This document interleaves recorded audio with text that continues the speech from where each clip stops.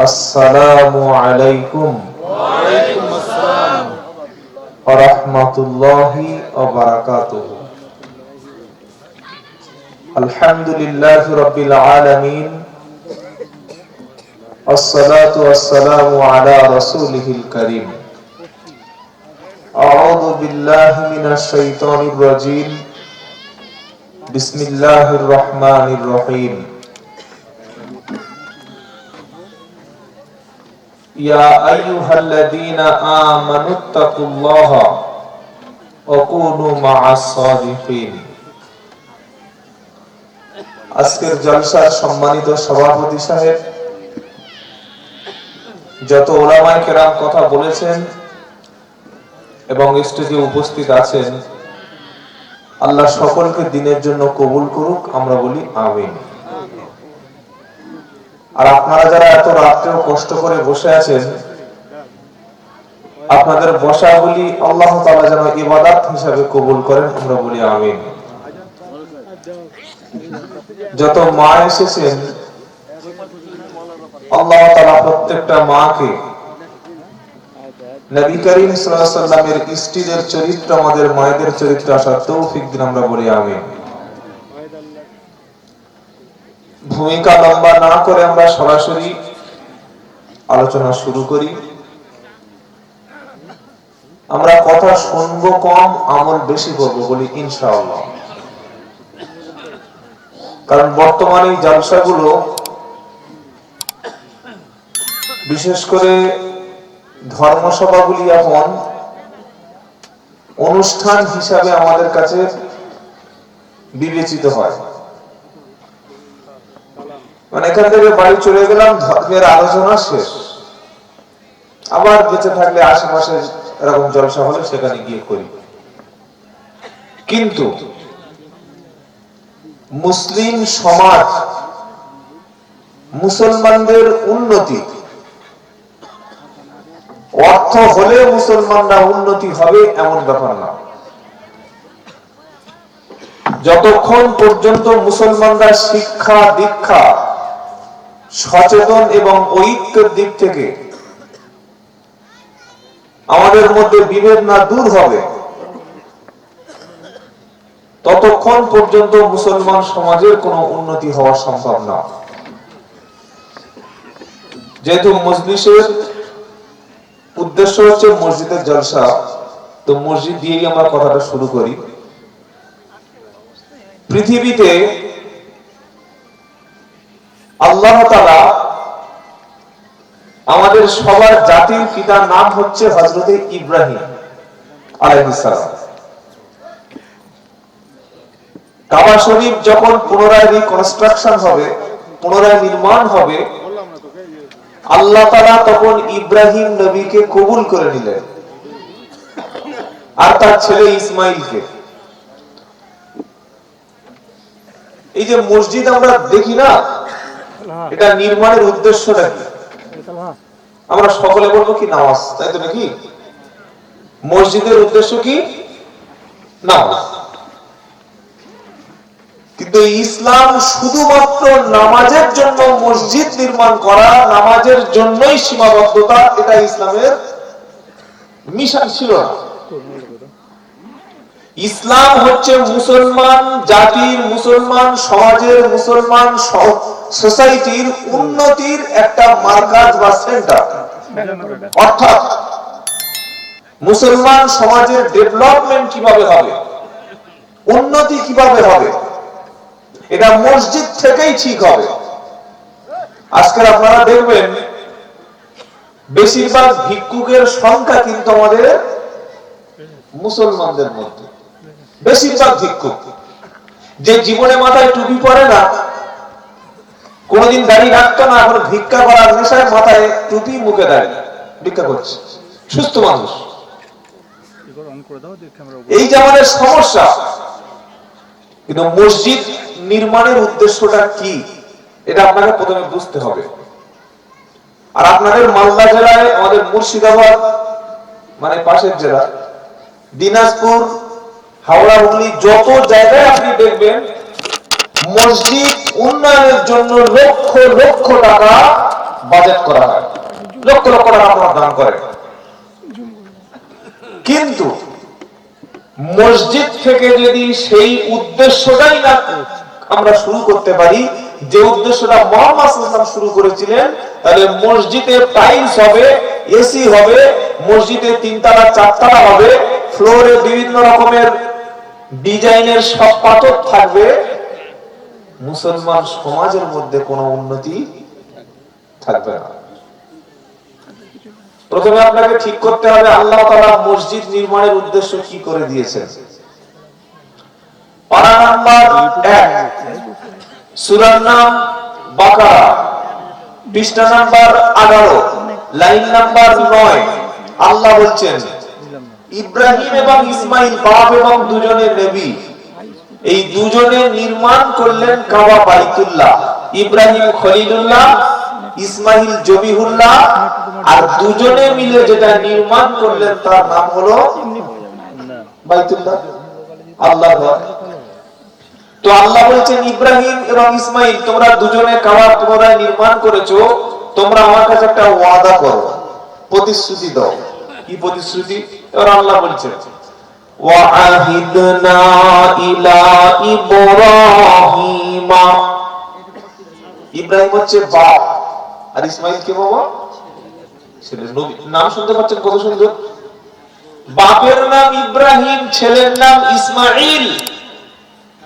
আল্লাহ দুজনকে বলছে ওয়াআহিদনা ইলা ইব্রাহিমা ওয়া ইসমাঈলা আতাহিরা বাইতি আলিত তাইফিনা ওয়াল আকিফিনা ওয়ার রুকআইস সুজুদ।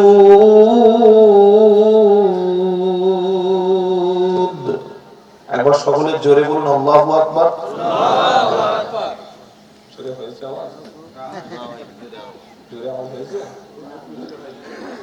আপনারা দুপুরে মনে হচ্ছে খাওয়া দাওয়া সবাই করেননি নাকি? খাওয়া দাওয়া হয়েছে সবার? এই আওয়াজ তো ফিলিস্তিনে পৌঁছাবে না। কি গো মুসলমানেরা, আমরা এখনো আনন্দে আছি, এখনো মুসলমান ছেলেরা গেম নিয়ে ব্যস্ত, এখনো মুসলমান ছেলেরা বিশ্বকাপ নিয়ে ব্যস্ত, এখনো মুসলমান ছেলেরা নিজেদের ভবিষ্যৎ নিয়ে ব্যস্ত। প্রত্যেক দিন এই যে বসে আছেন না, এই যে 3 ঘন্টা 4 ঘন্টা সন্ধ্যা থেকে বসে আছেন, মিনিমাম কম করে অন্তত 50 জন ফিলিস্তিনকে এতক্ষণ ইসরায়েল শহীদ করে দিয়েছে। আমরা মুসলমান কি জাতি জানেন?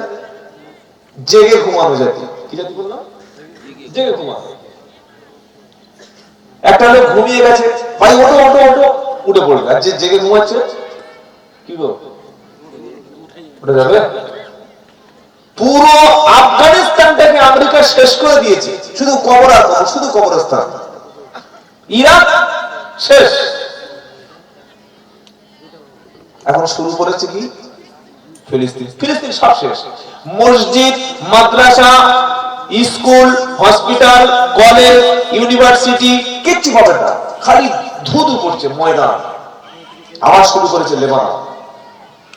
এইভাবে প্রত্যেকটা মুসলিম কান্ট্রি তারা টার্গেট করেছে কারা? ওই ইহুদিবাদী, ওই ইসরায়েল, যাদের কোনো অস্তিত্ব ছিল না। কি দিয়ে করেছেন জানেন? শিক্ষা এবং ঐক্য দিয়ে। একটা ইসরায়েল দেখাতে পারবেন না ইহুদির বাচ্চা যে অশিক্ষিত, একটাও পারবেন না। ওদের ঘর নেই, থাকার জায়গা নেই, খাওয়ার কিছু নেই, কিন্তু প্রত্যেকটা ছেলেকে লেখাপড়া শিক্ষা দেয়। আর আমাদের মুসলমানদের খালি ভুঁড়ি বেড়ে যাচ্ছে। কি গো? হ্যাঁ, মাংস ছাড়া খাই না, আর ঘর শুধু উপরে উঠছে। দুবাইতে 124 তলা বানিয়ে ফেলেছে, শুধু ঘর বানাচ্ছে। এই জন্য আমি যেটা আলোচনা শুরু করতে যাচ্ছি, আমার মূল ফোকাস হচ্ছে শিক্ষার উপরে, এডুকেশন। আজকের কেন মুসলমানরা পিছিয়ে পড়েছে? সম্পদের অভাব মুসলমানদের নাই, সেই অভাব মুসলমানদের নাই।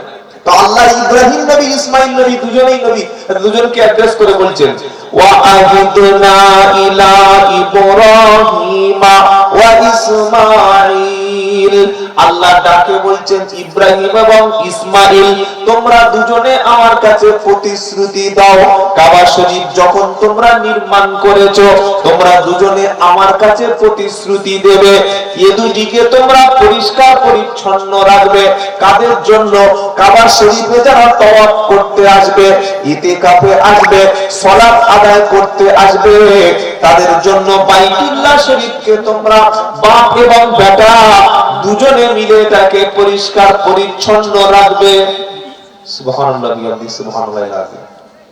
এখান থেকে একটা শিক্ষার ব্যাপার আছে কি জানেন পৃথিবীতে সবচাইতে সম্মান আল্লাহর পরে কাদের বাবা বলেন বলেন নবী আল্লাহর পরেই সবচাইতে মর্যাদা নবীদের আর নবীদের মধ্যে একজন বিশেষ সম্মানের নবী হচ্ছে ইব্রাহিম নবী আল্লাহ বলছে ইব্রাহিম আর ইসমাইল দুজনের প্রতিশ্রুতি দাও কাবা শরীফকে তোমরা পরিষ্কার পরিচ্ছন্ন করে রাখবে যারা তওয়াফ করবে ইতিকাফ করবে সালাত আদায় করবে রুকু করবে সিজদা করবে এদের জন্য তোমরা বাইতুল্লাহ শরীফটাকে পরিষ্কার করবে আর এখন মসজিদের পায়খানা পরিষ্কার করে ইমাম সাহেব মসজিদে ঝাড়ু দেয় ইমাম সাহেব মসজিদের নোংরা হলে ইমাম সাহেবের উপরে আজে বাজে কথা বলা হয় হয় কি হয় না আল্লাহর নবীকে আল্লাহ বলেছেন তোমরা প্রতিশ্রুতি দাও কাবা শরীফ পরিষ্কার করবে কি গো এবার মসজিদ নির্মাণ হয়ে গেল ইব্রাহিম নবীর মধ্যে কয়েকটা গুণ ছিল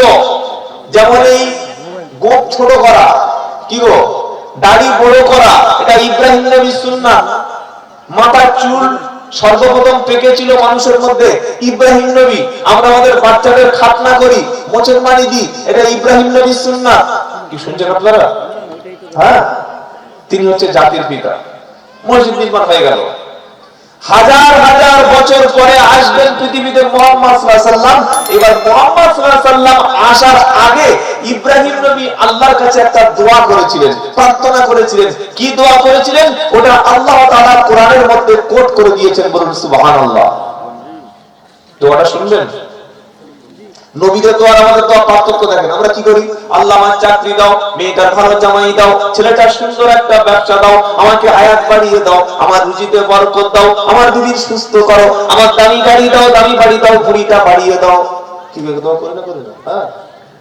পার্সোনাল দোয়া হচ্ছে আর নবী ইব্রাহিম জাতির পিতা তার দোয়াটা অনেক বড় দোয়া কি দোয়া তিনি বলছেন পারা নাম্বার 1 পৃষ্ঠা নাম্বার 19 লাইন নাম্বার 5 আয়াত নাম্বার 129 সূরা নাম বাকারা নবী ইব্রাহিমের দোয়া সবাই মনে রাখুন কোন নবীর দোয়া একটু কথা বললেন না ইব্রাহিম আলাইহিস সালামের দোয়া কি দোয়া করছে রব্বানা ওয়াবআস ফীহিম রাসূলাম মিনহুম ইয়াতলু আলাইহিম আয়াতিকা ওয়া ইউআল্লিমুহুমুল কিতাবা ওয়াল হিকমাতা ওয়া ইউযাক্কিহিম ইন্নাকা আনতাল আজিজুল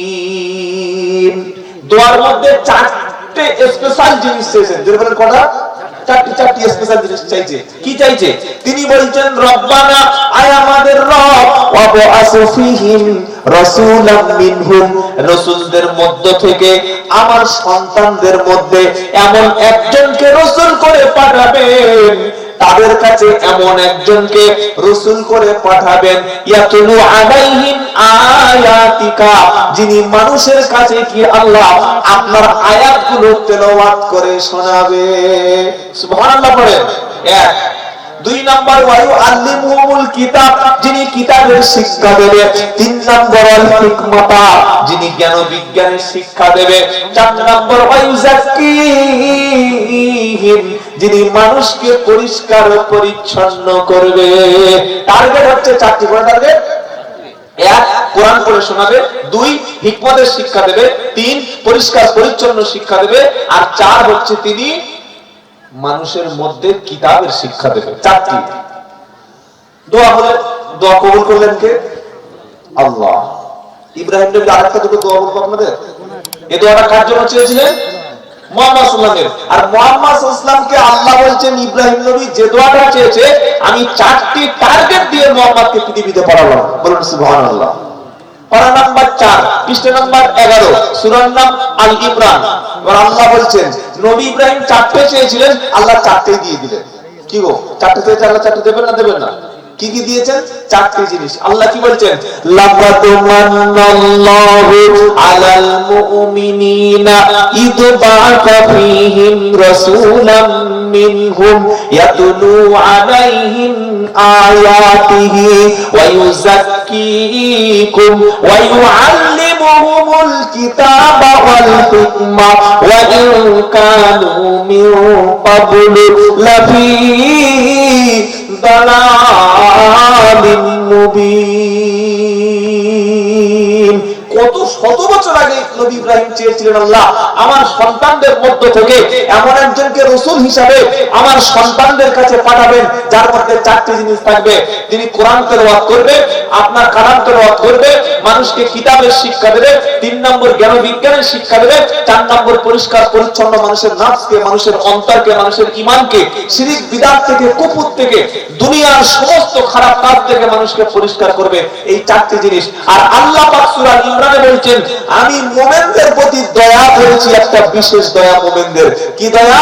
লাকাদ মান্নাল্লাহু আলাল মুমিনিনা ইদ বা'আসা ফীহিম রাসূলাম মিনহুম ইয়াতলু আলাইহিম আয়াতিহি। মুমিনদের প্রতি আমি আল্লাহ আমার বিশেষ দয়া হলো এটা যে তাদের মধ্য থেকে এমন একজনকে রাসূল করে পাঠালাম যিনি মানুষের কাছে গিয়ে আমার বাক্যগুলো তেলাওয়াত করে শোনাবে। 2 নম্বর ওয়ায়ুযাক্কিকুম, যিনি মানুষকে পরিষ্কার ও পরিচ্ছন্ন করবে। ওয়ায়ুআল্লিমুহুমুল কিতাব, যিনি মানুষকে কিতাব শোনাবে, কিতাব তেলাওয়াত করবে। 4 নম্বর ওয়াল হিকমাতা, যিনি মানুষকে জ্ঞান বিজ্ঞান শিক্ষা দেবে। এবার আল্লাহ বলছেন, ওয়া ইন কানু মিন ক্বাবলু লাফী দালালিন মুবিন। এই কিতাব আসার আগে ছিল তোমরা সুস্পষ্ট গোমরা। গোমরা বুঝেন? মানে সঠিক পথ থেকে যে ভুল পথে চলে যায়। হ্যাঁ, গোমরা। সঠিক পথ ছেড়ে খারাপ পথে চলে যায়। কোরআন আসার আগে যে যুগটাকে আমরা বলি, ওই যুগটার নাম হচ্ছে আইয়ামে জাহিলিয়াত, মূর্খতার যুগ। আচ্ছা, এখন মূর্খতার যুগ নাকি ডিজিটাল যুগ হবে একটু বলুন? কথা বলছেন না কেন?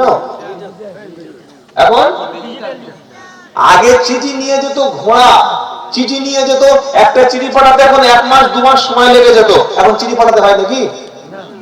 ফোনে ফ্যাক্স করে দেবে, তারপরে মেসেঞ্জার, তারপরে হোয়াটসঅ্যাপ। কি গো, মেসেঞ্জারে গিয়ে টুক করে আসসালামু আলাইকুম, মুহূর্তের মধ্যে চলে যাবে। হোয়াটসঅ্যাপ অনলাইন, ভাই অনলাইন এসো, টুক করে লিখে দিল, মুহূর্তে চলে গেল। যাচ্ছে না যায় না? হ্যাঁ, যারা মেসেঞ্জারে চ্যাট করে কি করে? আসসালামু আলাইকুম, কেমন আছো, কোথায় আছো, তোমার সঙ্গে একটু দেখা করতে, সব চলে যাচ্ছে। আগে টাকা পাঠাতে হলে ব্যাংকের মাধ্যমে পাঠাতে হতো, কতদিন সময় লেগে যেত। এখন টুক করে খালি ফোন পে করে দিচ্ছে। সে আমাদের এই পার্ক সার্কাস, আপনারা জানেন শিয়ালদার পরের স্টেশন আমাদের কলকাতায়। হ্যাঁ, ফকিরদের দেখি সামনে সব ওই ফোনের কিউআর কোড নিয়ে বসে আছে। হ্যাঁ, আপনারা হাসছেন, দেখলে অবাক হয়ে যাবে। মানে ফকিররা ওই ক্যাশলেস সিস্টেম চালু করে দিয়েছে। ওরা বলছে ফোন পে করে দাও, 10 টাকা 5 টাকা যা সব ফোন পে স্ক্যান করে দাও। ফকিররা কি গো, এটা হচ্ছে ডিজিটাল যুগ। কি যুগ বলুন? ডিজিটাল। এখন আর ওই অফলাইনে কিছু হয় না, সব এখন পুরো আপডেট হয়ে গেছে। আগে ব্যাংকে গিয়ে লোক বই আপডেট করত, এখন ইউপিআই সিস্টেমে কত টাকা আছে আপনি 1 সেকেন্ডের মধ্যে ফোনে পেটিএম দেখে নিতে পারবেন। এসবিআই ব্যাংকে আপনার ইওনো করে রাখলে 1 সেকেন্ডে দেখে নিতে পারবেন যে আপনার কত টাকা আছে। কোনো সিস্টেম আর যাওয়ার দরকার নেই। আগে একটা ছেলে একটা মেয়েকে দেখতে যেত, দেখাশোনা, এখন দেখাশোনার চূড়ায় চলে গেছে। পুরো দেখাশোনার সিস্টেম উল্টে গেছে। ছেলে মেয়ে আগে থেকে ফোনে কথা বলে, ভিডিও কল করে, মাথা থেকে পা পর্যন্ত, কথা 3 পর্যন্ত সব দেখে নিচ্ছে। হ্যাঁ, এর নাম ডিজিটাল ইন্ডিয়া। কি ইন্ডিয়া বলুন? মানুষ শিক্ষিত হয়েছে, মানুষ জ্ঞানী হয়েছে, মানুষ অনেকটা উন্নতি হয়েছে, কিন্তু চরিত্র কি উন্নতি হয়েছে বাবা? আপনি বলবেন যে চরিত্র উন্নতি হয়নি। কি গো, আগে লোক পানি খেত, এখন ওই বিয়ার খায়, রাম খায়, বাংলা খায়, উন্নতি চরিত্র।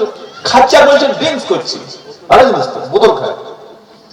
এইবার আমি আপনাদের একটা কথা বলছি শুনুন। চারটে টার্গেট নিয়ে মুহাম্মদ সাল্লাল্লাহু আলাইহি পৃথিবীতে আসলেন। যে যুগে এসেছিলেন যুগটার নাম আইয়ামে জাহেলিয়াত, অর্থাৎ মূর্খতার যুগ। কেমন মূর্খতা? আজ থেকে যদি আপনি 1445 বছর আগে মক্কার জমিনে আসতেন, এই যে মাগুলো বসে আছে না, একটা মার বাচ্চা হলে, সন্তানটা কন্যা হলে, ওই কন্যা সন্তানের বেঁচে থাকার কোনো অধিকার, মেয়ে হয়ে বেঁচে থাকবে? মেয়ে হয়ে বাঁচার সিস্টেম নাই। কি করতে হবে? গলা টিপে বা বালির মধ্যে গলা টিপে মাটির মধ্যে পুঁতে দেবে। এবং এটা অপরাধ না, তার জেল হবে না, জুলুম হবে না, ফাঁসি হবে না, কোর্ট তাকে কোনো বিচার করবে না। এটা হচ্ছে সেই যুগের ট্র্যাডিশন, ঐতিহ্য, যে মেয়ে হওয়াটাই অপরাধ। আল্লাহ নবী প্রশ্ন তুললেন, বিআইই দামবিন কুতিলাত, কি অপরাধ হয়? ভুলটা কি? কন্যা হচ্ছে তার ভুলটা কি? 2 নম্বর হলো, বিয়ের পরে নারীর কোনো অধিকার ছিল না। বিয়ে করার জন্য তারা শারীরিক চাহিদার জন্য যে কোনো মেয়েকেই ব্যবহার করত। এখন আমরা মুসলমানরা, মুসলমানের মধ্যে চাচাতো বোনকে, ফুফুতো বোনকে, খালাতো বোনকে বিয়ে করা যায় না? যায় না? যদি বলেন যায়। আপনি ফেসবুকে কমেন্ট দেখবেন, কিছু নাস্তিক, কিছু কুলাঙ্গার, তারা বলে মুসলমানরা সবচাইতে নিকৃষ্ট, এরা নিজের মামাতো, চাচাতো, খালাতো, ফুফুতো বোনকে বিয়ে করে। 2 দিন আগে আপনারা দেখেছেন 25 বছরের মেয়েকে বাবা বিয়ে করেছে। 50 বছরের লোক দেখেছেন আপনারা? দেখেন নাই? দেখুন, তারা দেখে জিজ্ঞাসা করে দেখুন। এবং সেটা লুকিয়ে চুরিয়ে না, গোপনে না, সিক্রেট ভাবে না, একদম সোশ্যাল মিডিয়ায় কপালে সিঁদুর দিচ্ছে, হাতের গলায় মঙ্গল সুতো দিয়ে গর্বের সঙ্গে বলছে, এটা আমরা সমাজ পাল্টাচ্ছি, আমরা আরো অভিনব পদ্ধতিতে বিয়ে করছি। 50 বছরের একজন মানুষ তার নিজের জন্ম দেওয়া, নিজের কলিজার টুকরা 25 বছর, 24 বছরের মেয়েটাকে বিয়ে করছে। কি সুবহানাল্লাহ বলবেন না নাউজুবিল্লাহ বলবেন? আপনি এরপরে কি বলছেন? কিয়ামত আর 1000 বছর পরে হবে না 3 লাখ বছর পরে হবে? একদম আসন্ন, সামনে। পারা নাম্বার 17 আল্লাহ বলছে, শোনো, ইকতারাবা লিন-নাসি হিসাবুহুম ওয়া হুম ফি গাফলাতিন মুরিদুন। হিসাবের দিনটা, কিয়ামতের হিসাব নিকাশটা একেবারে সামনে, অথচ মানুষ এর থেকে গাফেল হয়ে গেছে। বড় বড় গাড়ি কিনছে, বিল্ডিং বানাচ্ছে, অট্টালিকা বানাচ্ছে, আর মানুষ হিসাব করছে এখনো আমার হাতে সময় আছে। আল্লাহ বলছে, শোনো, 5টি বিষয় এমন সিক্রেট রেখেছি, ওটা পৃথিবীর কোন মানুষ কখনো জানতে পারবে না। কি কি বিষয়? পারা নাম্বার 21, পৃষ্ঠা নাম্বার 13, লাইন নাম্বার 12, আয়াত নাম্বার 34, সূরার নাম লুকমান। আল্লাহ বলছেন, শোনো, 5টি বিষয় আমি আল্লাহ গোপন করে রেখেছি, সেই বিষয়টা পৃথিবীর কোন মানুষ ধরতে পারবে না। কি কি?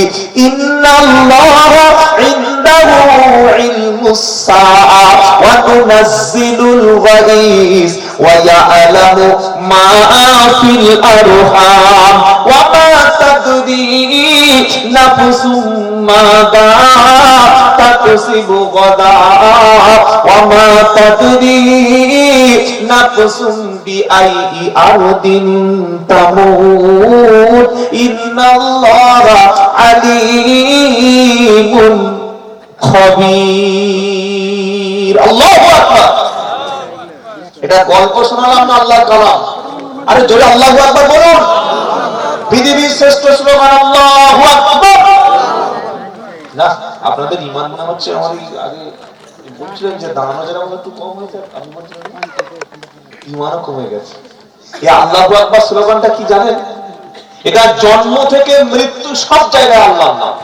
বাচ্চা হলে আপনাদের এখানে কানে হিন্দি গান শোনায় নাকি আজান দেয়? এখন আর আজানের সিস্টেম নাই, হচ্ছে তো নার্সিং হোমে, হচ্ছে তো হসপিটাল। কি গো, যারা দেয় তারা দেয়। বিসমিল্লাহ। আল্লাহু আকবার শব্দটা ছাড়বেন না। আপনি তৃণমূল করুন, সিপিএম করুন, কংগ্রেস, যে কোনো দল করুন, দরকার হয় আপনি 6টা বাড়িতে ভোট দিন, আমার অসুবিধা নেই। কিন্তু আল্লাহু আকবার স্লোগানটা জীবনের শ্রেষ্ঠ স্লোগান।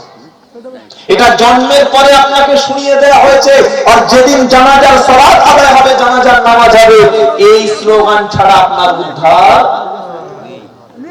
চারটে তাকবীর হবে, আল্লাহু আকবার বলে চারটে তাকবীরের পরে আসসালামু আলাইকুম ওয়া রাহমাতুল্লাহ, আসসালামু আলাইকুম আল্লাহ নাম আছে না নেই? এই কবি বলছে, জন্মের পরে কানে আজান কি দেয়নি, তুমি মুসলমান ছাড়া হওনি। আজ তুমি নামটা গোপন করছো, আব্দুল্লাহ, ওবাইদুল্লাহ, হেদায়েতুল্লাহ, সাইফুল্লাহ, উসমান, আবু বকর, এসব নাম মুসলমানের পছন্দ না। বাবলু, রাজু, দীপক, হাসান, সাগর, বাতাস, কি গো মুসলমানের নাম? আর মেয়েদের নাম রিয়া, টুম্পা, ঝুম্পা, শিফালি, দীপালি, বান্ধবী ললিতা। শেষ, গল্প শেষ হয়ে গেল। একটা নাম মুসলমানদের বলে যাচ্ছে না। এই 1 বছর আগে আমার এলাকায় একজন আসলো, বললো আমাকে একটু বিয়ে পড়া দেবেন, তো গেলাম। ছেলেটার নাম কি বলছে? রাজেশ চিত্রকর। কি মুসলমান না গায়ের মুসলিম? বলছে না, পাকা মুসলমান। নামটা কি? আজকের আমাদের পরিচয়টা বুঝতে বসে গেছে। তাই কবি কি বলছে? জন্মের পরে কানে আজান কি দেয়নি, তুমি মুসলমান ছাড়া হওনি। আবার মরণের পরে জানাজা পড়াবে, তখন কোথায় পালিয়ে যাবি? কোথায় যাবে বলো? যাওয়ার রাস্তা নাই। তাই সকলে আল্লাহর নামটা আমরা দিনে মসজিদে গিয়ে 5 বার উচ্চারণ করব, আল্লাহু আকবার। আল্লাহ আমাদের আল্লাহর উপর ঈমান মজবুত রাখার তৌফিক দান করুক, সকলে বলুন আমিন। আল্লাহ বলছেন 5টা বিষয় রেখেছি গোপনে। প্রথম, ইন্নাল্লাহা ইনদাহু ইলমুস সাআ, কিয়ামত কবে হবে, কোন সালে হবে, কোন বছরে হবে, কোন মাসে হবে, কোন ঘন্টায়, কোন দিনে হবে, এটা পৃথিবীর কেউ জানে না, শুধুমাত্র একজন জানে। তিনি কে? জোরে বলুন আল্লাহ। তবে কিয়ামতের পূর্বে কিছু কিছু নমুনা দেখা দেবে। 1 নম্বর হলো মূর্খতার সংখ্যা বেড়ে যাবে। কি গো, মূর্খতার সংখ্যা বাড়ছে না? কি বলছেন? এই যত স্কুলে আমাদের স্যারগুলোর নিয়োগ দেওয়া হয়েছে গত কয়েক বছরে, অধিকাংশ যোগ্যতাহীন শিক্ষককে টাকা দিয়ে, ঘুষ দিয়ে স্কুলে নিয়োগ করা হয়েছে।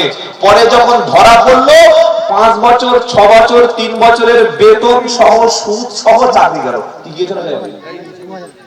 যে শিক্ষকটা জালিয়াতি করে, টেট পরীক্ষা দেওয়া ছাড়া, যোগ্যতা ছাড়া, এবিলিটি ছাড়া শিক্ষকতা করেছে, ওই মূর্খ শিক্ষকের দ্বারা আমার আপনার কত সন্তানের ভবিষ্যৎ নষ্ট করেছে, আপনি বসে বসে ভাবুন। আর যারা যোগ্য ব্যক্তি চাকরি পায়নি। এখন সবচাইতে সরকারের যেটা প্রথম উপার্জন, সেটা হচ্ছে মদ। প্রধান উপার্জন যেটা নাম হচ্ছে আবগারি দপ্তর। যে দপ্তর থেকে আমাদের সরকার বেশি উপার্জন করে, তার নাম মদের দপ্তর। আর একে একে প্রাইমারি স্কুল, আস্তে আস্তে সব স্কুলগুলো বন্ধ হয়ে যাচ্ছে।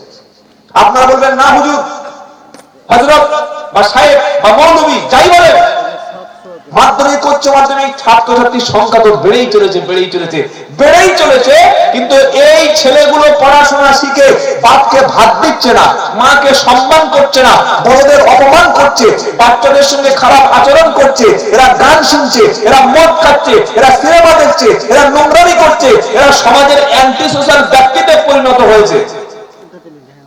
যে শিক্ষা মাস্টারের সামনে বিড়ি ধরিয়ে খায়, যে শিক্ষক শিক্ষকের সামনে সিগারেট ধরিয়ে খায়, যে শিক্ষা গ্রহণ করার পরে মাথার কাপড়টা ফেলে দিতে হয়, যে শিক্ষা গ্রহণ করার পরে হিজাব খুলে রাখতে হয়, যে শিক্ষা গ্রহণ করার পরে দাড়িটা চেঁচে ফেলে দিতে হয়, যে শিক্ষা গ্রহণ করার পরে 5 ওয়াক্ত নামাজ আমাকে পড়তে দেয় না, ওটা শিক্ষা?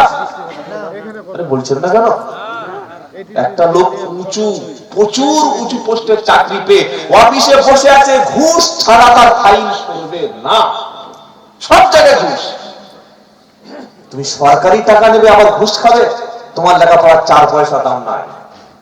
আল্লাহর নবী বলছেন কিয়ামতের পূর্বে মূর্খতার সংখ্যা বেড়ে যাবে। মূর্খ সংখ্যা বেড়ে যাবে। আমার এলাকায় বারাইপুরে আছে এমন ব্যক্তিকে সমাজের প্রধান হিসাবে নিয়োগ করা হয়েছে, যে সাইন করতে পারে না, সিগনেচারটুকু জানে না। আচ্ছা, আমার এলাকায় চলুন দেখে দিচ্ছি, এটা কিয়ামতের আলামত না? আল্লাহ আমাদের হেফাজত করুক, সকলে বলুন আমিন। মুহাম্মদ সাল্লাল্লাহু আলাইহি বললেন 2 নম্বর মাতালের সংখ্যা বেড়ে যাবে, গান বাজনার সংখ্যা বেড়ে যাবে। আগে লোক গান শুনতো কি দিয়ে? রেডিও, তাই তো? এই বড় বড় রেডিও দেখেন নাই? কাঠের মান ছিল আগে। তারপর প্লাস্টিক দুটো তিনটে বড় বড় ব্যাটারি দিয়ে মাঠের মাঝখানে গিয়ে গোপনে এরকম শুনতো। আর এখন ও সর্বনাশ, কানে ব্লুটুথ দিয়ে ছোট ছোট ছেলেরা একদম সকাল থেকে শুরু করে দিয়েছে। আর প্রত্যেকটা মুসলমানের বাড়িতে এলসিডি আর মোবাইলের মধ্যে 24 ঘন্টাই আছে গান, গান আর গান, বাজনা আর বাজনা। এই গান বাজনা শুরু করার উদ্দেশ্য হলো মুসলমানদেরকে ঈমান থেকে সরিয়ে দেওয়া। এটা সূরা লুকমানের প্রথমে আছে। আল্লাহর নবী যখন কোরআন তেলাওয়াত করছিলেন না, নবীর কোরআন শুনে, কোরআন হচ্ছে মুজিজা, বিশ্ব নবীর শ্রেষ্ঠ মুজিজা কোরআন। এই কোরআন শুনে যে শুনছে মুসলমান হচ্ছে, যে শুনছে মুসলমান হচ্ছে, যে শুনছে মুসলমান হচ্ছে। এমনকি আবু জাহেল, আবু লাহাবের মতো লোকেরা রাত্রিবেলা লুকিয়ে লুকিয়ে মুহাম্মাদের কোরআন শুনতে। বলুন না সুবহানাল্লাহ। মক্কার লোকেরা দেখছে কি করি বলতো, একটা মিটিং করলো, বললে কি, বললে আস্তে আস্তে দেখছি মুহাম্মাদের পাল্লা ভারী হয়ে যাচ্ছে। যত লোক কোরআন শুনছে ও আবু বকরের মতো, উমরের মতো তো পাগলামি করে বসছে, নাউজুবিল্লাহ, তারা ইসলাম কবুল করছে। এইভাবে মক্কার সব যুবক যদি কোরআন শুনে মুসলমান হয়ে যায়, তোমাদের বাপ দাদার ধর্মটা টিকবে কি করে? মক্কার লোকেরা বললে কাজ কর, বললে কি, নাজার বিন হারেস বলে একজন লোক, নাজার বিন হারেসা, সে ছিল শ্রেষ্ঠ একজন ধনী একজন ব্যবসায়ী। ওই ইরানে গেল, ইরানে গিয়ে ইরানের রাজা বাদশাদের জীবনী কিনে আনলো, আর ইরান থেকে সুন্দর 6 থেকে 5 ফুট একটা লম্বা ওই রকম চেহারা, ঠোঁট যেমন, মাথার চুল যেমন, ভ্রু যেমন, দেহের সৌন্দর্য খুব সুন্দর। ইরানের মেয়েরা দেখতে ভালো, হ্যাঁ কি গো, আর ওই তার মধ্যে সুন্দরী একটা নর্তকী, একটা ড্যান্সার, একটা পতিতা খানার মেয়েকে ভাড়া করে নিয়ে চলে আসে। কে? এখানে মেয়ে হারেসা। এনে যেখানে আল্লাহর নবী সাল্লাল্লাহু আলাইহি ওয়াসাল্লাম কোরআনের মজলিস করতেন, যেমন আজকে একটা কোরআনের মজলিস হচ্ছে, কালকে এই প্যান্ডেলটা খুলে নিয়ে পরশুদিন বা সামনের সপ্তাহে যদি এখানে একটা গান বাজনার অনুষ্ঠান দেওয়া হয়, তার মানে এই অনুষ্ঠানটার অপমান করা হলো না, হলো না? হ্যাঁ, আর এরকম গান বাজনার অনুষ্ঠান হলে যে মুসলমানরা আসবে না তা নয়, আসবে না, হ্যাঁ লোক আসবে, দাঁড়িয়ে আসবে কি বলে বুকে এরকম একটা কাপড় জড়িয়ে ধরে। নাজার বিন হারেসা ইরান থেকে সুন্দরী নর্তকী গায়িকা নিয়ে চলে আসলো মক্কায়। মুহাম্মদ সাল্লাল্লাহু আলাইহি যেখানে কোরআনের তেলাওয়াত করত, কোরআন পড়ে যেখানকে জান্নাত জাহান্নামের ভয় দেখাতো, কোরআনে যেখানে আছে জাহান্নামের ভয়, সেখানে আছে জান্নাতের আশা। জোরে বলুন সুবহানাল্লাহ। মানুষ জাহান্নামের ভয় কাঁপতো, আবার জান্নাতের আশায় তারা আশান্বিত হতো। যেমন ইন্না আরসালনাকা বিল হাক্কি বাশীরা ওয়া নাযীরা ওয়া লা তুসআলু আন আসহাবিল জাহিম। আল্লাহ বলছেন, হে আমার বিশ্ব নবী, আমি আপনাকে সুসংবাদদাতা এবং আপনাকে সাবধান করার জন্য পৃথিবীতে পাঠিয়েছি। আপনি যদি কোরআন পড়েন, যেখানে পাবেন জাহান্নাম, তার পরের আয়াত, পরের আয়াত কি বলেন না, যেমন একটু কয়েকটা উদাহরণ দিচ্ছি। যেমন দেখেন, পারা নাম্বার 24, পৃষ্ঠা নাম্বার 5, সূরার নাম জুমার। আল্লাহ বলেন জাহান্নামের কথা টেনে এনেছে, কি বলছে? ওয়াসিকাল্লাযীনা কাফারু ইলা জাহান্নাম যুমারা হাত্তা ইযা জাউহা ফুতিহাত আবওয়াবুহা ওয়া ক্বালা লাহুম খাযানাতুহা আলাম ইয়াতিকুম রুসুলুম মিনকুম ইয়াতলুনা আলাইকুম আয়াতি রাব্বিকুম ওয়া ইউনদিরুনাকুম লিকা ইয়াউমিকুম হাদা। সূরা জুমারের 71 নম্বর আয়াত। আল্লাহ বলেন, কিয়ামতের দিন একদল জাহান্নামী পাপিষ্ঠ লোকগুলিকে ফেরেশতারা সেদিন নিয়ে ওদেরকে হাঁকিয়ে হাঁকিয়ে জাহান্নামের কাছে পৌঁছে যাবে। যখন জাহান্নামের গেটে পৌঁছে যাবে, ভিতর থেকে জাহান্নামের দায়িত্বপ্রাপ্ত ফেরেশতার নাম হলো মালিক। মালিক বলবে, আলাম ইয়াতিকুম রুসুলুম মিনকুম, তোমাদের কাছে আল্লাহর পক্ষ থেকে কোন দূত, কোন বার্তা পাও, কোন সতর্ককারী কি যায়নি?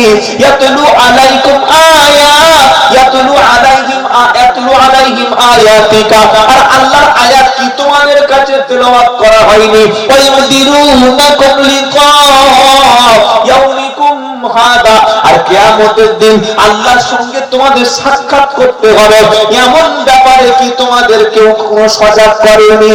প্রথম হলো জাহান্নাম সম্পর্কে কেউ কি তোমাদের বোঝায়নি? আল্লাহর কোরআনটা তোমাদের কাছে কি তেলাওয়াত করে সাবধান করে দেওয়া হয়নি?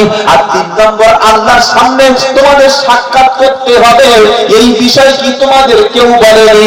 এই কথাটা কে বলবে? নাম হলো মালিক। মালিকটাকে জাহান্নামের ফেরেশতা। তখন জাহান্নামীরা বলবে ক্বালু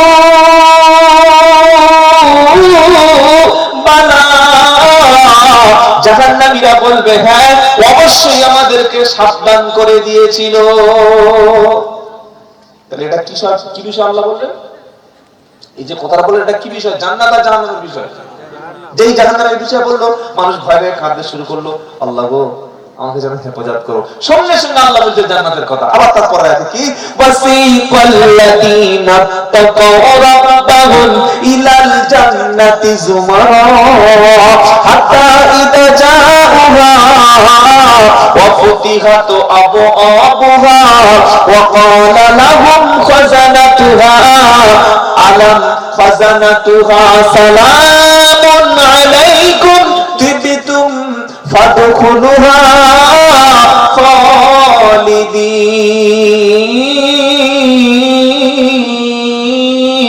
আল্লাহু আকবার।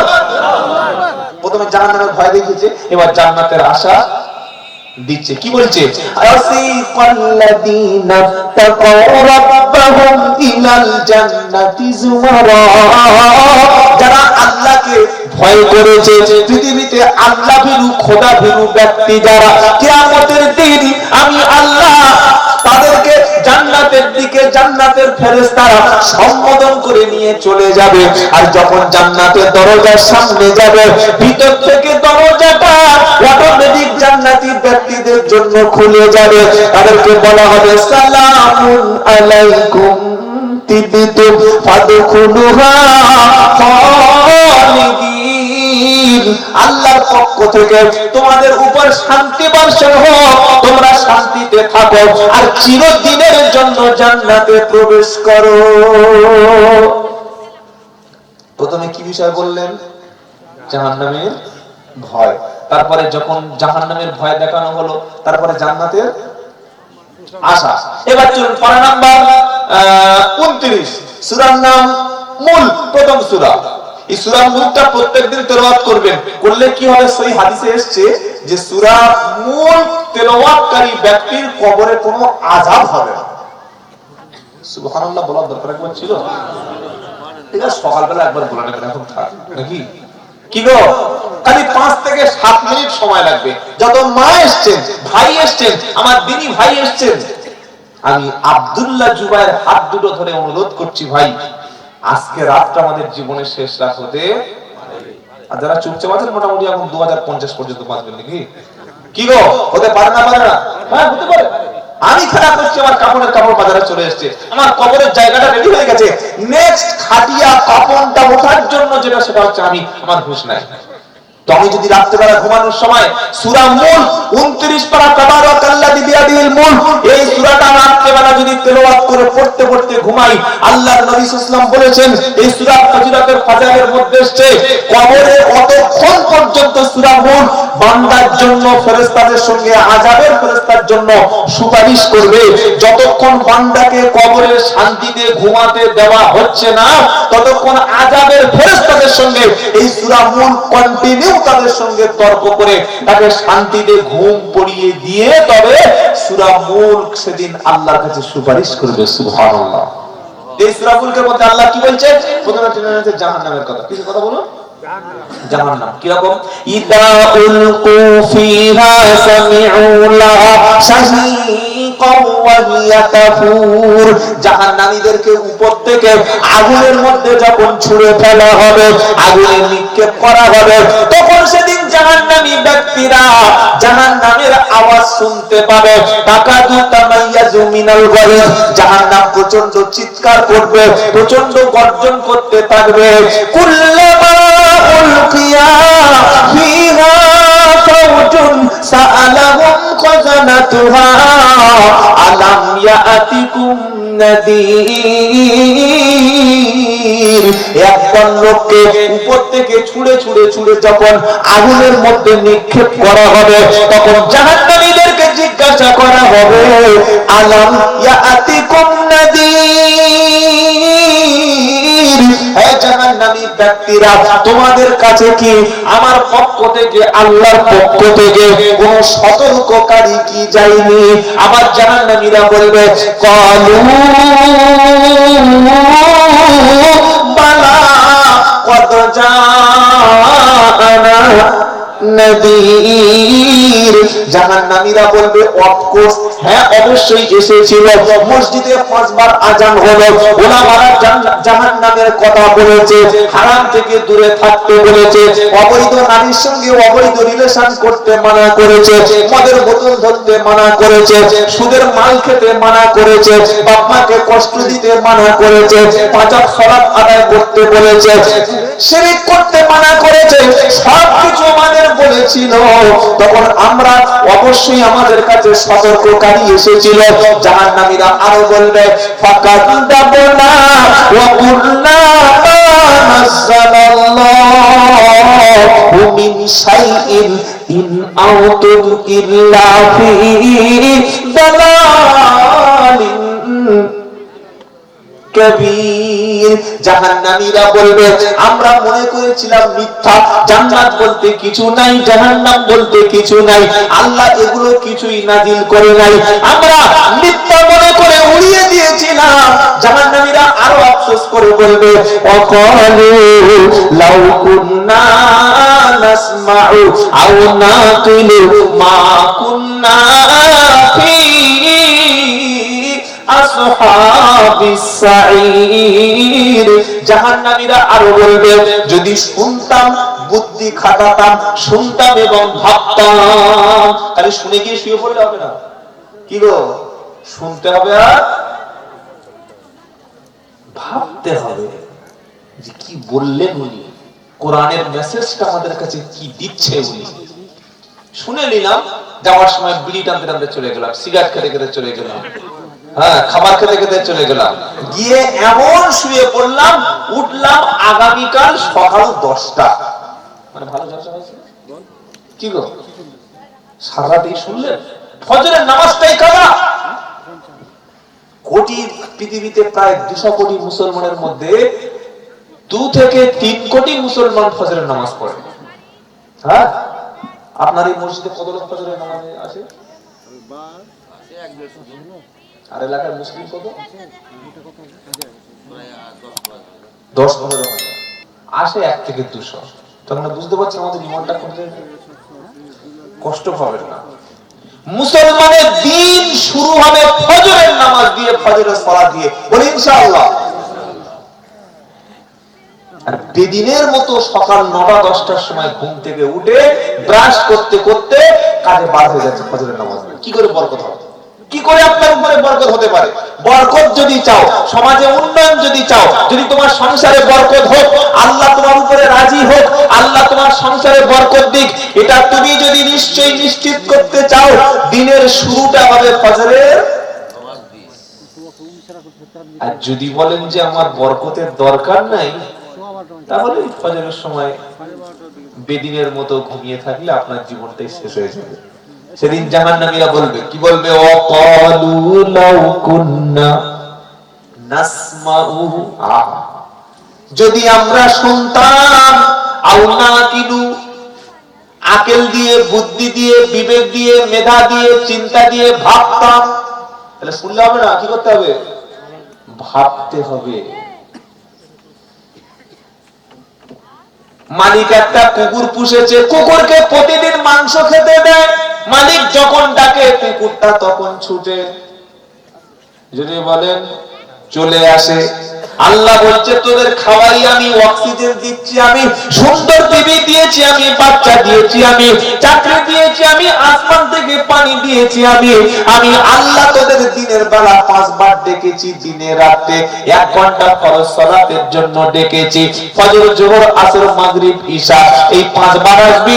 17 রাকাত ফরজ নামাজ যে আদায় করবে, জাহান্নামের আগুন কখনো তাকে স্পর্শ করবে না। এই 17 রাকাত ফরজ নামাজ পড়তে প্রায় 5 ঘন্টা লাগে, তাই তো নাকি? কতক্ষণ লাগে? ফজরে 2 রাকাত, যোহরে 4 রাকাত, আসরে 4 রাকাত, মাগরিবে 3 আর ইশায় 4, টোটাল 17 রাকাত ফরজ সালাত। এটা মিনিমাম হয়তো আপনার 40 থেকে 50 1 ঘন্টার মধ্যে কমপ্লিট। এই 1 ঘন্টা নামাজের জন্য আপনি নিজেকে জাহান্নামের জন্য বানাচ্ছেন। ভাবুন ভাবুন। আর মায়েদের জন্য জান্নাত তো খুব সহজ রাস্তা। 4টে কাজ, এটা হাদিসের কথা গল্প না। ইজা সাল্লাত খামসাহা, 5 ওয়াক্ত ফরজ নামাজ, ওয়াসামাত শাহরাহা, রমজানের ফরজ রোজা, ওয়াতাবা আলাহা, স্বামীর আনুগত্য, ও আহসানাত ফারজাহা, নিজের লজ্জাস্থান নিজের ফরজ